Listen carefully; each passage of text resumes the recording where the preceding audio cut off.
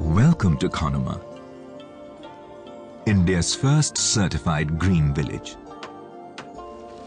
Nestled amidst the eastern Himalayas, within the state of Nagaland, it is truly unique in many ways. Its forests are reserved, in fact a large tract of them as a biodiversity park. Not by a government decree or a forest department diktat, but voluntarily by the village council, which also monitors a ban on hunting of animals and chopping of trees. An amazing 20 varieties of rice is grown in its neat terraced fields, all of it organically. Jhum cultivation further lowers the farmer's carbon footprint considerably. Intercropping of alder trees help fix nitrogen in the soil, branches of which are lopped without disturbing the trees to fulfill everyday needs. And all of this is also done voluntarily by the citizens of Kanuma. An idyllic world, no doubt. But alongside which exists another, a world in which water, soil, air, and the skies are all poison. Life on Earth was designed to be in equilibrium. It's only when we've started playing this massive experiment with the Earth's systems, life support systems, that this has become a real problem. And this is literally in the last 200 years. The Industrial Revolution was the first time that human beings were capable of doing things on a scale that could really impact. All around us, examples abound of how all human activity irrevocably impacts the environment, and how unsustainable economic models, coupled with human greed, have destroyed the very resource base which they feed upon. The runaway problems of climate change on the one hand and depletion of our energy resources on the other hand are going to force us to change. So, what does that mean for us? We very obviously need to grow. It is the only way out of poverty. And moreover, how can 1 billion aspirations be ignored? Because that's exactly our problem. We are not even at the stage where the rest of the world is, where we have already had growth, and we can say now we can cut back. We actually need to grow. Environment versus development, the debate seems endless. And possible solutions definitely are no child's play. But the crisis is forcing everyone to think out of the box. What are those strategies in which we don't have to first grow and pollute and then cut back? How do we grow but pollute less? And that, I think, is that very fascinating challenge of growth and a low carbon growth strategy. We have the opportunity, which the rest of the world doesn't have, to rethink, to rework, to reinvent. True, we have no ready-made mantra or solutions. But equally true, we do have myriad exciting examples from across the length and breadth of the country of fostering economic growth with minimal impact on the environment, thus marking our transition into a low-carbon economy through adoption of energy-efficient green technologies. Each individual action and the smaller efforts that are being made across the country are the opportunity to learn so that we can upscale those. Journeying from reliance on non-renewable and depleting sources of energy to renewables, it seems, is the first step on a low-carbon pathway. Just as this village did in Ladakh. Driving through the snows across some of the highest mountain passes in the world, one reaches village Tangse. Actually, its pristine remoteness is easy to locate, for the glint of its solar panels in the sun is visible from afar.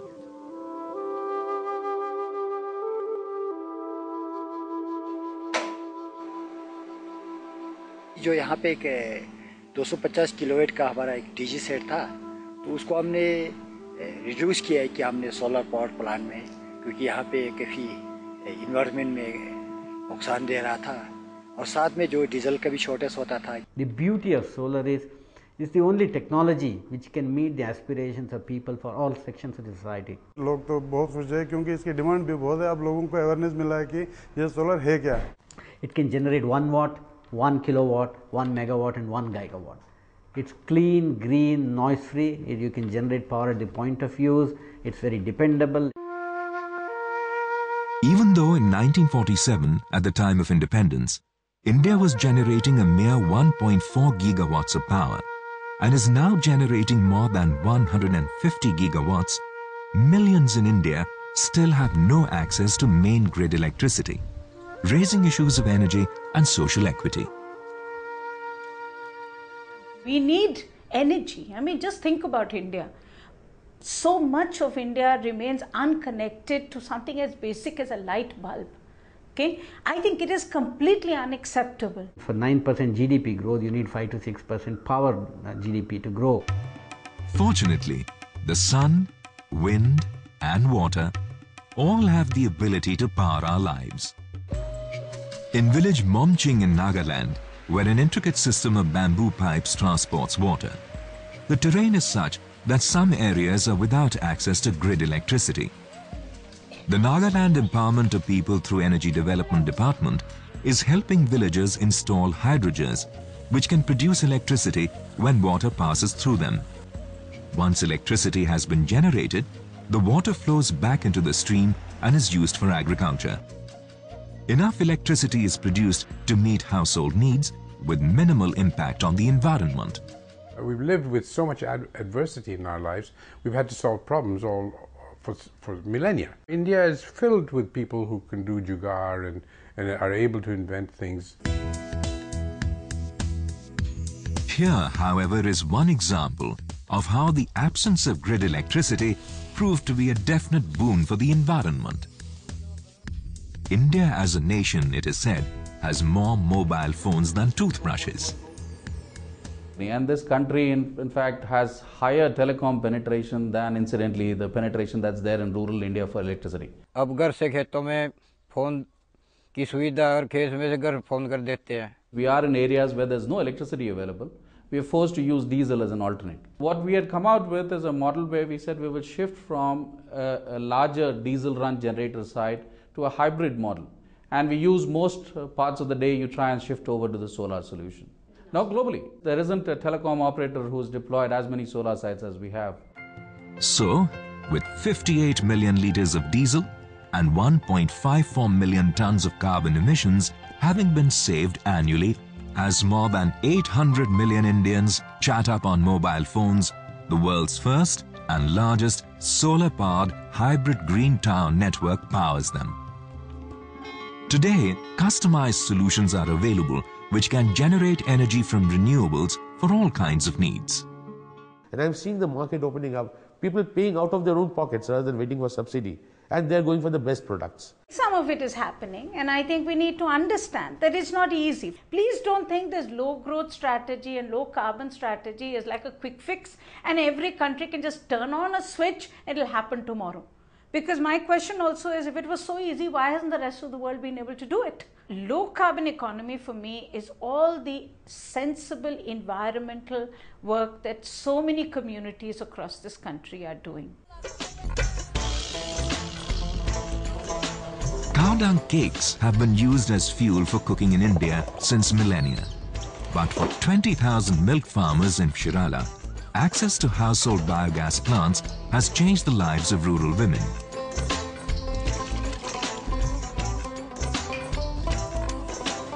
आम्हानी काही धूर होत होता चुलीला लय शेण लावायला लागत धूर होता आता छानपैकी जाळ लागतोय शिगडीला जेवण वगैरे होते 10-12 माणसाचं जेवण होते काय आता धूर वगैरे होत नाही काय नाही व्यवस्थित चालतोय. With emissions being capped, there is immense benefit to be derived for the environment as well. Waste to energy is also an oft-repeated mantra.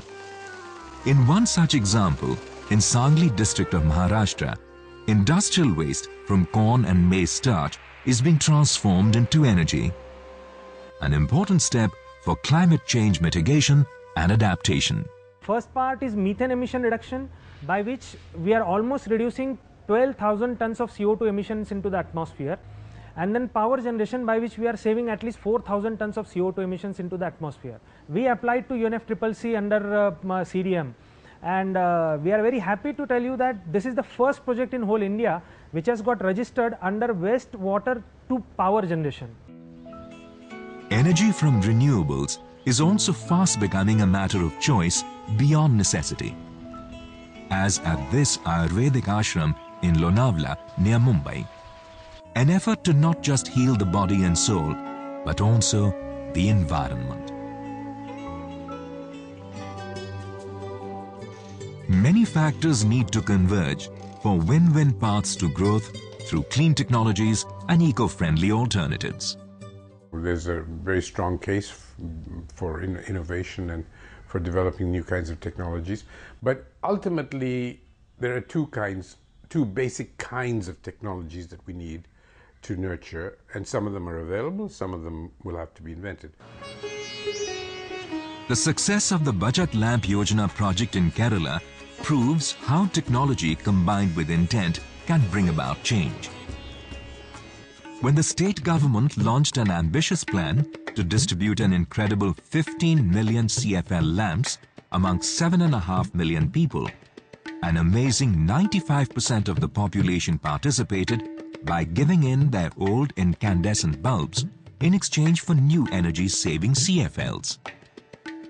The 100% literacy contributed for the success of this program. By switching over to CFLs, a saving of 300 megawatts of electricity during peak hours and over 27,000 tons of carbon emissions annually has been achieved. At the end of the day, delivering 15 million CFL lamps to 7.5 million homes within a short period is a huge logistical exercise. But I think the fact that we all did it as a partnership really made it effective.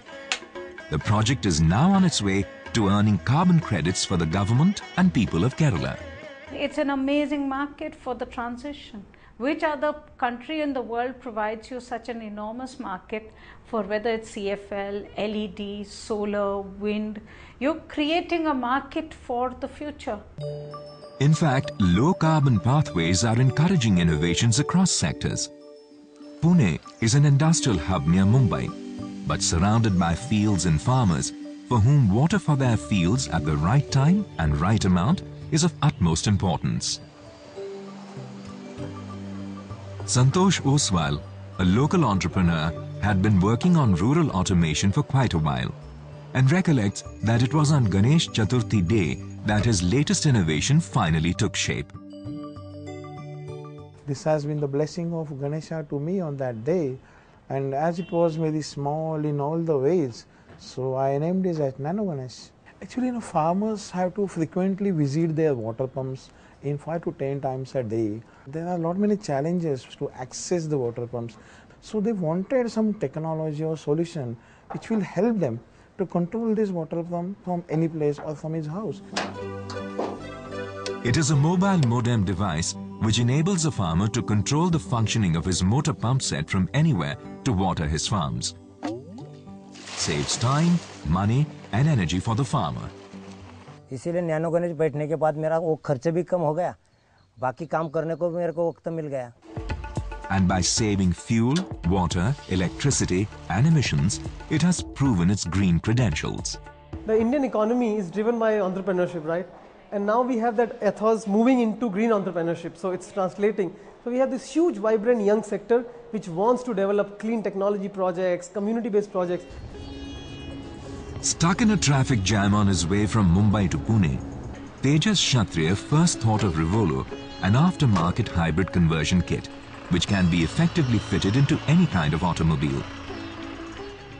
Now the benefit of a plug-in parallel hybrid is that you can use all the energy that you otherwise waste in a normal car, put it inside the battery and bring it back to usage whenever you want to drive your car at a at an accelerated pace or when you want to start the car. The benefit is almost 30 to 60% reduction.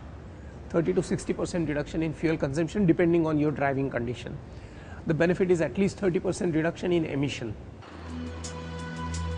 Pure inspiration too can fuel innovations and inventions. Growing up in the city of Bengaluru, Chetan Maini loved to tinker with toy cars. As a college student, he drove across Australia in a solar-powered vehicle. The fact that we could cross a continent on sun energy, to me, was an eye-opener. In 2001, the Reva was formally launched nationally and globally. Irrespective of big corporation, if you really have a product and you can meet that consumer requirement correctly, then irrespective of size, I think you have a business. Reva, or the one which can move, as say the Vedas, has surely moved on. From India to countries all across the globe, and is the largest selling compact electric vehicle in the world. Reva from its inception has never manufactured a polluting car. We've always manufactured green cars and we always will. So for us, that's an important part of our ethos. But low carbon initiatives are not just restricted to technology and innovations. We need to change the way we live. The West has made low carbon economy different from development. To me, low carbon economy is everything good that you would do to make environment sustainable. And I think it is that we have to understand that India is already doing and can do a lot more. Buildings consume nearly a third of all energy produced. But we need them to live, work, heal, learn and play in. All building activity has serious environmental implications. And with rapid urbanization underway in India, construction of all kinds has assumed frenetic levels. We can make buildings for much less, not just energy, but also materials, because both are in short supply. Fortunately, serious efforts are being made to make buildings more green, which means that they use less water, optimize energy efficiency, conserve natural resources, generate less waste, and provide healthier spaces for occupants. We chose to go that route so as to be an example. So we don't just talk in the classroom of environment protection or a green building concept or conservation of energy. We actually show them on campus. This is how we've done it. One would imagine that it would be difficult for hospitals to adhere to the strict validation norms for green buildings. But obviously, the benefits accrued make it worthwhile. I've got the calculations which is bringing out a saving of about 60 lakhs per annum in electricity and 30 lakhs per annum in water. It is not just standalone buildings which are trying to be more environmentally conscious, but even commercial housing complexes. We make Z homes these days, or zero energy developed homes, because the aspiration is to try and see that you reduce as much as possible the use of fossil energies like coal, oil and gas. The world's first largest platinum-rated green building is also in India, albeit in a sea of chrome and glass. It allows those who work there to see the sky outside change colors, and the seasons go by. It allows its nooks and corners to be lived in by the birds, apart from obviously being energy efficient and recycling both water and waste. Bengaluru too has one such new landmark. For those who love to indulge in luxury but suffer from green bangs, they can now indulge their senses in responsible luxury in the world's first and largest green luxury hotel. You can build a great building, but what you really need to implement is the service experience and involve the customer in that experience. In the morning when I wake up, I just slide the windows and I switch off the lights, and I like that light. Today, we have luxury hotels at the top end, all of them being LEED Platinum certified as green buildings. Perhaps we also need to rephrase waste. Why are we looking at waste as a waste? It's a resource. But as wastes get more and more hazardous, responsible recycling, especially of electronic waste, has become imperative for protecting the environment.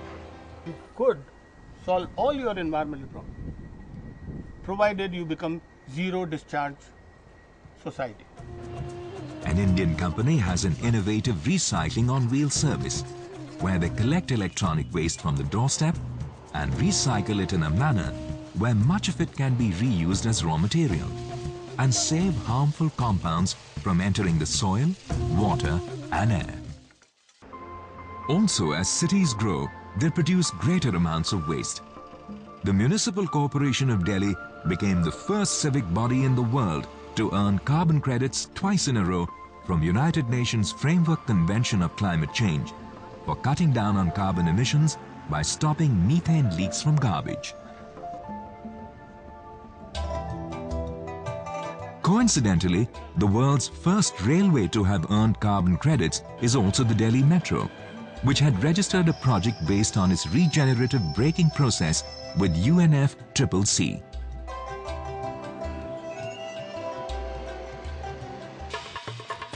It sure is a sign of times, as people wear their green antecedents quite literally on their sleeves. By using environmentally friendly fabrics and production processes, fashion too, it would seem, is attempting to turn eco-friendly. The journey has just begun. One is questioning, one is understanding, and one is trying to take the right decisions. Another Indian fashion brand is busy living up to its pro-planet tagline by making biodegradable shoes and using organic cotton for its tees. It also launched Ecolution on Facebook, where young people were asked to grow trees in the virtual world. Now, over 41,000 real trees have been planted at those very locations across the country. This is an issue I can talk about. It's close to my heart, and that's what we stand for. What I feel today in India is that there is an enormously powerful search for answers. Okay? And I think there is a powerful movement which is experimenting with alternative approaches. Now the question is to bring the two together. Okay? And that's why I'm not pessimistic. In times of satellite navigation, lighthouses may have lost some of their sheen, but for centuries, quite literally, they were the only beacon of hope for those at sea. Their light both warned travelers of dangers and guided them to safety. This lighthouse in Paradeep is doing the same today, albeit with a difference. It is powered by a hybrid wind and solar system, minimizing use of fossil fuels and emissions. In doing so, it is indeed showing us the light by guiding all of us to choose low-carbon pathways. It is also perhaps warning us that if we do not choose wisely, both our survival and the planet's is at stake. Because for long we have used, misused, and abused the earth. Now, the time has come for healing.